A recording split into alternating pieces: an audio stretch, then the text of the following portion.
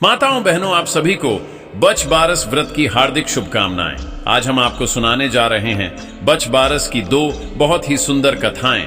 आशा करते हैं कि आप सभी बहनें इन कथाओं को पूरी श्रद्धा और भक्ति भाव से श्रवण करेंगी, क्योंकि बहनों आदि अधूरी कथाएं सुनने से व्यक्ति पाप का भागी बनता है।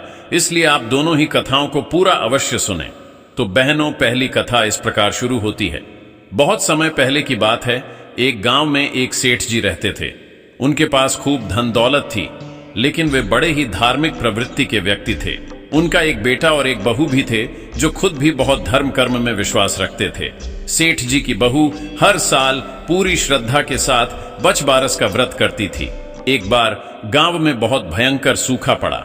बारिश का एक कतरा भी नहीं था और लोग पानी के लिए तरस रहे थे। तब सेठ जी ने अपनी प्रजा की भलाई के लिए एक कुआं खुदवाया, लेकिन उसमें पानी की एक बूंद भी नहीं निकली। सेठ जी बहुत चिंतित हो गए। उन्होंने कुएं में पानी लाने के लिए यज्ञ हवन भी करवाए, पर कोई असर नहीं हुआ। हारकर सेठ जी ने पंडितों और पुरोहितों से सलाह ली। पंडितों ने कहा, सेठ जी, यदि आप अपने पोते की बलि दे दें तो इस कुएं में पानी आ सकता है। यह सुनकर सेठ जी का मन कांप उठा। वे बहुत दुखी हुए। वे सोच में पड़ गए कि अपने बेटे और बहू से यह बात कैसे कहें। गांव के सूखे से सभी परेशान थे और सेठ जी को लगता था कि यह उनकी जिम्मेदारी है। इसी बीच राखी का त्योहार आया। सेठ जी की बहू अपने मायके जाने लगी। सेठ जी ने सोचा, यह सही मौका है।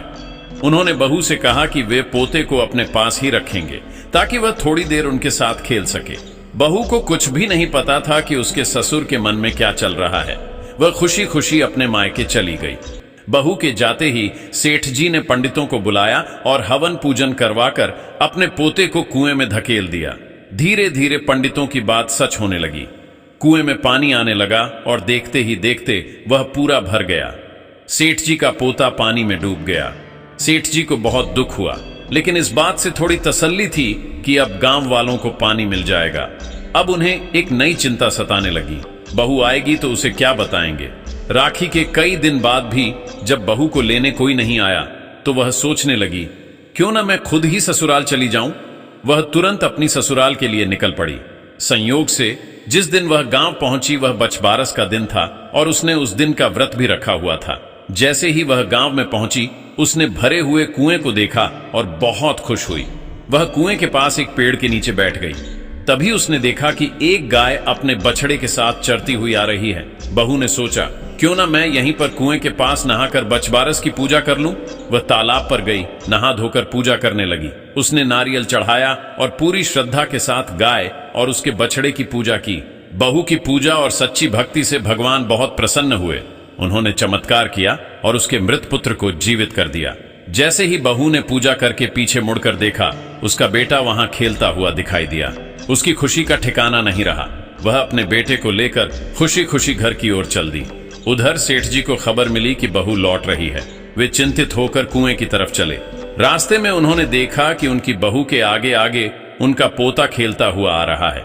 अपने पोते को जीवित देखकर सेठ जी की आंखें भर आईं। वे खुशी के मारे बहू के पैरों में गिर पड़े। बहू यह देखकर हैरान रह गई और बोली, पिताजी, आप यह क्या कर रहे हैं? यह उल्टी गंगा क्यों बहा रहे हैं? आपको मेरे पैर छूने चाहिए या मुझे आपके? सेठ जी की आंखों से आंसू बहने लगे। उन्होंने अपनी बहू को सारी बात बता दी कि कैसे उन्होंने गांव की भलाई के लिए पोते की बलि दे दी थी। फिर वे बोले, बहू, तेरे व्रत के प्रताप और तेरी ममता से ही आज मेरा पोता वापस आया है। मैं धन्य हो गया। आज से बच बारस के दिन हर मां अपने बेटे को तिलक करेगी और उसकी लंबी उम्र के लिए व्रत करेगी। उस दिन से बच बारस के दिन हर मां अपने बेटे की लंबी उम्र और सुख समृद्धि की कामना करती है। हे भगवान, जो कोई भी इस कहानी को सुने, कहे और हुंकार भरे, उन सब पर अपनी कृपा बनाए रखना। जय श्री कृष्ण भगवान। अब बहनों, सुनते हैं दूसरी कथा। हिमालय की गोद में बसा हुआ एक गांव जिसका नाम सुखपुर था। यह नाम किसी राजा महाराजा ने नहीं, बल्कि वहां के निवासियों ने ही रखा था। गांव की सुंदरता और समृद्धि ऐसी थी कि जो भी एक बार वहां आ जाता, उसका मन वहीं बस जाने को करता। गांव के बीचों बीच एक कलकल बहती नदी थी, जिसका जल इतना निर्मल था कि तल में बिछी हुई रंग बिरंगी कंकड़ें भी साफ दिखती थीं। नदी के दोनों किनारों पर ऊंचे ऊंचे बरगद और पीपल के वृक्ष थे, जिनकी जड़ें दूर दूर तक फैली हुई थीं। हर घर के आंगन में तुलसी का पौधा होता था और सुबह शाम उसकी पूजा होती थी। इसी सुखपुर गांव में एक पति पत्नी रहते थे, राधा और श्याम। राधा एक ऐसी महिला थी जिसकी आंखों में सादगी और हृदय में निर्मलता थी। वह सुबह सूरज निकलने से पहले उठती, घर के काम करती और फिर नदी किनारे जाकर शिव मंदिर में पूजा करती थी। श्याम एक किसान था जिसके हाथों में मिट्टी की खुशबू थी और चेहरे पर एक सहज मुस्कान। वह अपने काम में इतना निपुण था कि उसके खेत हमेशा हरे भरे रहते थे। राधा और श्याम की शादी को कई साल हो गए थे और उनके बीच प्रेम इतना गहरा था कि गांव में उनकी जोड़ी की मिसाल दी जाती थी। वे एक दूसरे को समझते थे और हर सुख दुख में साथ खड़े रहते थे। लेकिन उनके जीवन में एक गहरा खालीपन था। उनकी गोद सूनी थी। संतान की कमी उन्हें हर पल महसूस होती थी। राधा जब भी गांव में किसी मां को अपने बच्चे के साथ देखती थी तो उसके हृदय में एक अजीब सी टीस उठती थी। वह मन ही मन भगवान से प्रार्थना करती थी कि एक दिन उसकी भी गोद भरे और वह मां बनने का सुख प्राप्त करे। श्याम भी अपनी पत्नी की पीड़ा को समझता था। वह उसे हर संभव तरीके से दिलासा देता था। राधा, वह कहता, ईश्वर ने हमारे लिए कुछ न कुछ तो सोच ही रखा होगा। हमें धैर्य रखना चाहिए और अपनी आस्था नहीं खोनी चाहिए। जब तक हम साथ हैं तब तक हमें किसी चीज की कमी नहीं। श्याम की बातें सुनकर राधा की आंखों में आंसू तो आते, पर उसके मन को थोड़ी शांति भी मिलती थी। वे दोनों हर व्रत त्योहार पूरी श्रद्धा से करते थे।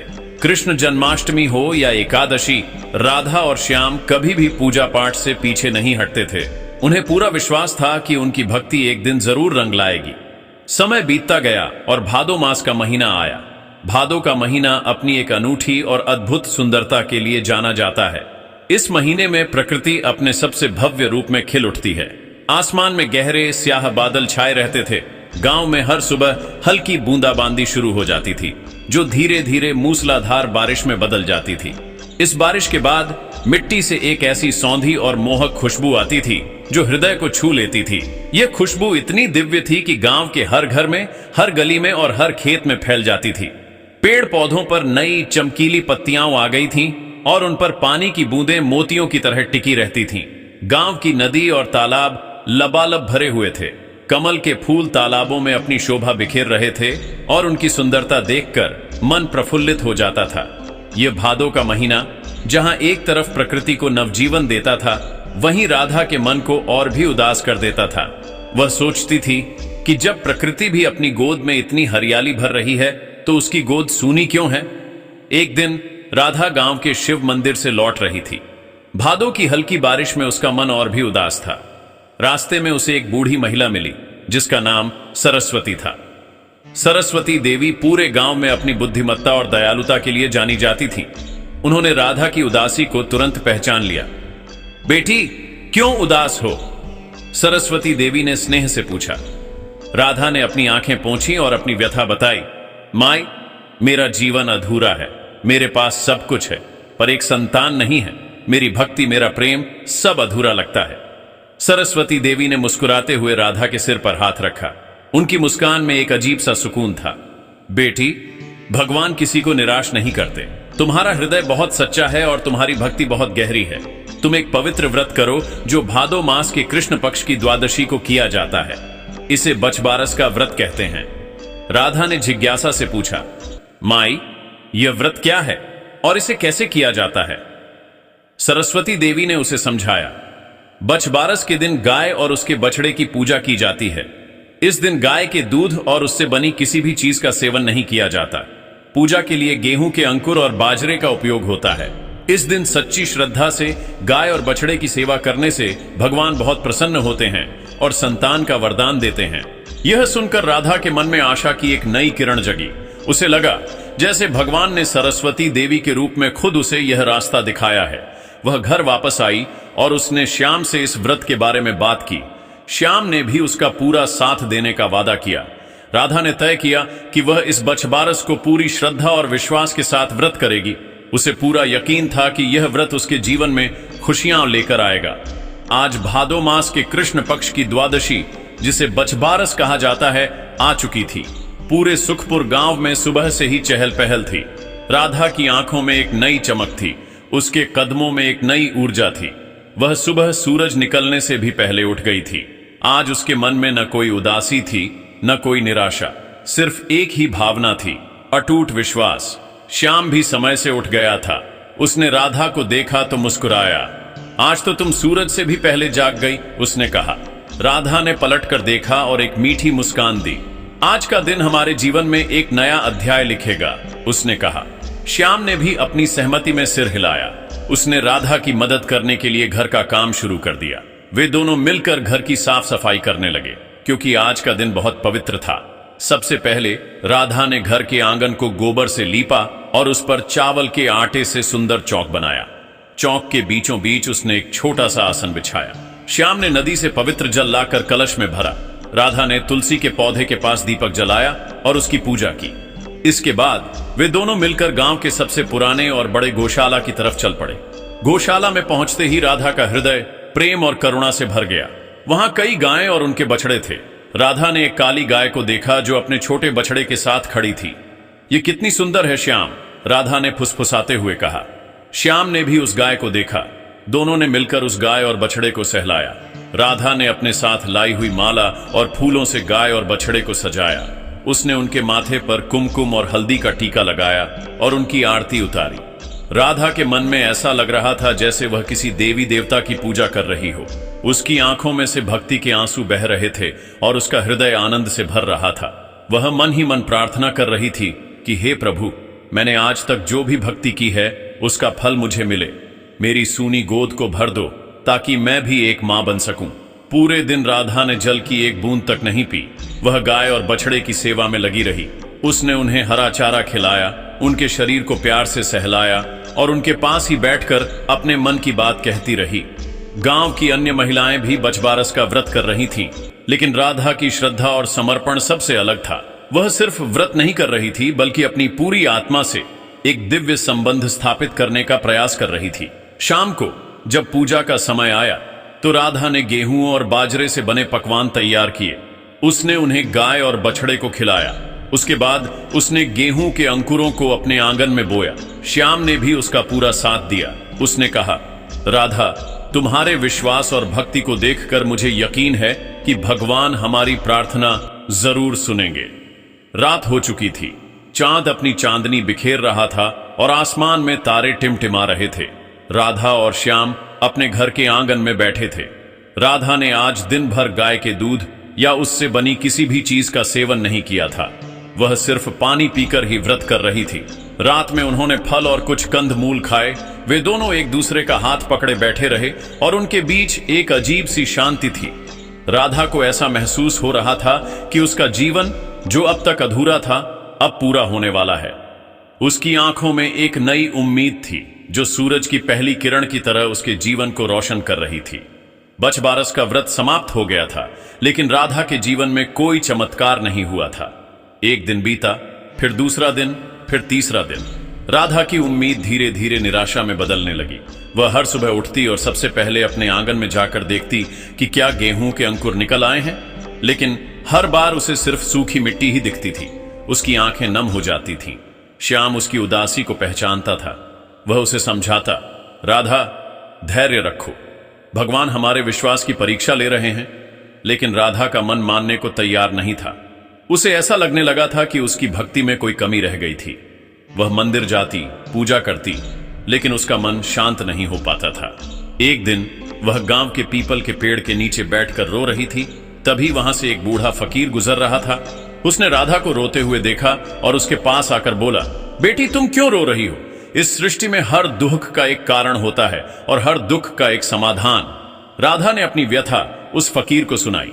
फकीर ने उसकी बात को धैर्य से सुना और फिर मुस्कुराते हुए कहा, बेटी, तुम सिर्फ फल की चिंता कर रही हो, कर्म की नहीं।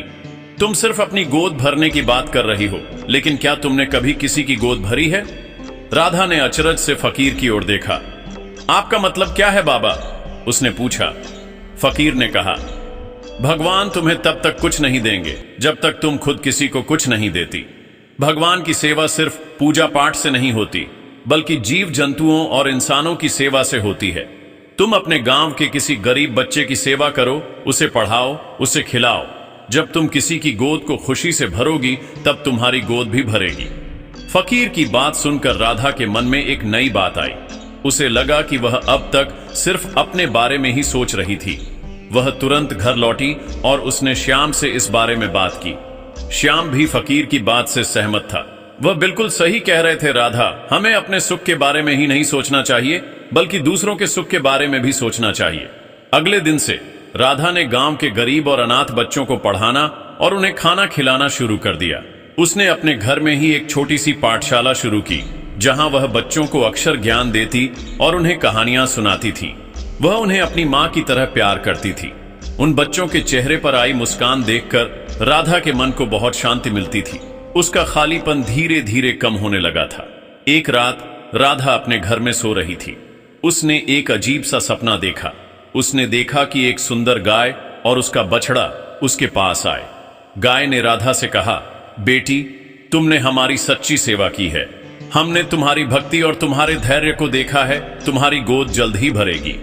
यह कहकर गाय और बछड़ा गायब हो गए। उसी समय राधा ने देखा कि भगवान श्री कृष्ण अपने बाल रूप में एक कमल के फूल पर बैठे हैं और वह मुस्कुरा रहे हैं। भगवान कृष्ण ने राधा की ओर हाथ बढ़ाया और कहा, राधा, तुम्हारी भक्ति ही तुम्हारी संतान है। राधा की नींद टूट गई। उसकी आंखें खुली थीं, लेकिन उसके मन में अभी भी सपने की छवि थी। वह उठकर बैठ गई। उसका हृदय तेजी से धड़क रहा था। उसे लगा कि यह कोई साधारण सपना नहीं था, यह एक दिव्य संदेश था। उसने तुरंत श्याम को उठाया और उसे अपने सपने के बारे में बताया। श्याम ने भी राधा की बात को ध्यान से सुना और फिर बोला, यह एक शुभ संकेत है राधा। भगवान ने हमें एक और मौका दिया है। उस दिन के बाद राधा और श्याम ने अपनी भक्ति और सेवा को और भी बढ़ा दिया। वे सिर्फ अपने गांव के बच्चों को ही नहीं बल्कि आसपास के गांवों के भी गरीब बच्चों की मदद करने लगे। उनका जीवन अब सिर्फ खुद के लिए नहीं बल्कि दूसरों के लिए भी था। समय तेजी से बीतता गया। राधा और श्याम का जीवन अब बच्चों की किलकारियों और उनकी मुस्कान से भरा हुआ था। गांव के बच्चे उन्हें राधा माई और श्याम बाबा कहकर बुलाते थे।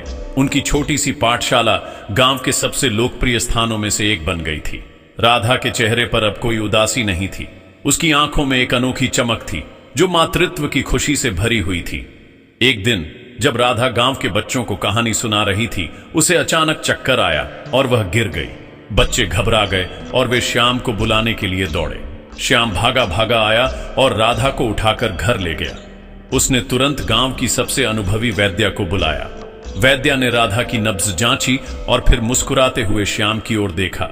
श्याम, वैद्या ने कहा, तुम और राधा अब एक नए जीवन की शुरुआत करने वाले हो। राधा गर्भवती है। वैद्या की बात सुनकर श्याम की आंखों में आंसू आ गए। वह खुशी से राधा की ओर देखने लगा। राधा की आंखों से भी खुशी के आंसू बहने लगे। वह अपनी आंखों पर विश्वास नहीं कर पा रही थी। उसकी गोद जो इतने सालों से सूनी थी अब भरने वाली थी। वह उठकर बैठ गई और वैद्य के पैरों को छूकर उनका आशीर्वाद लिया। यह खबर पूरे गांव में आग की तरह फैल गई। गांव के लोग जो राधा और श्याम की भक्ति और उनकी दयालुता को जानते थे, बहुत खुश हुए। वे उनके घर आकर उन्हें बधाई देने लगे। राधा की बूढ़ी सहेली सरस्वती देवी भी वहां आईं। उन्होंने राधा को गले लगाया और कहा, बेटी, मैंने तुमसे कहा था ना कि भगवान किसी को निराश नहीं करते। तुम्हारी सच्ची भक्ति और तुम्हारी निस्वार्थ सेवा ने भगवान को मजबूर कर दिया कि वे तुम्हें यह वरदान दें। राधा ने सरस्वती देवी को गले लगाया और उनके पैरों को छूकर उनका आशीर्वाद लिया। वह मन ही मन भगवान को धन्यवाद कर रही थी। उसे लगा कि वह अब तक सिर्फ अपनी गोद भरने की चिंता कर रही थी, लेकिन जब उसने अपनी भक्ति को दूसरों की सेवा में लगाया तब भगवान ने उसे यह वरदान दिया। श्याम भी बहुत खुश था। वह अपने काम में और भी ज्यादा मेहनत करने लगा था। वह राधा का पूरा ख्याल रखता था और उसे कोई भी काम नहीं करने देता था। गांव के लोग भी उनकी मदद करने लगे थे। वे उनके लिए खाना बनाते थे, उनके घर की साफ सफाई करते थे और राधा को आराम करने के लिए कहते थे। 9 महीने बाद भादो मास के ही महीने में राधा ने एक सुंदर बालक को जन्म दिया। पूरे गांव में खुशी की लहर दौड़ गई। गांव के लोगों ने मिलकर जश्न मनाया। उन्होंने ढोल बजाए, गीत गाए और मिठाइयां बांटी। गांव का नाम सचमुच सुखपुर था। राधा और श्याम ने अपने बेटे का नाम राम रखा, क्योंकि उनके जीवन में यह एक नया राम राज्य था। इस प्रकार सुखपुर गांव की कहानी एक ऐसी कहानी थी जो सिर्फ एक गांव की नहीं बल्कि मानवता की कहानी थी। यह कहानी थी प्रेम की, विश्वास की, भक्ति की और सबसे बढ़कर निस्वार्थ सेवा की थी। यह कहानी थी राधा और श्याम की, जिन्होंने अपनी सूनी गोद को दूसरों की खुशी से भरा और अंततः भगवान ने उनकी गोद को भी भर दिया। कहानी का सार यह है कि भगवान हमें कभी निराश नहीं करते। वे हमारी परीक्षा लेते हैं, हमारे धैर्य को परखते हैं, लेकिन अंत में वे हमें वही देते हैं जिसके हम योग्य होते हैं। सुखपुर गांव, राधा और श्याम की कहानी हमेशा के लिए जीवित रहेगी, भादो मास की सौंधी खुशबू की तरह, और जीवन की परिपूर्णता का एक अनमोल उदाहरण बनी रहेगी। मिलते हैं अगली वीडियो में, तब तक के लिए जय श्री राम।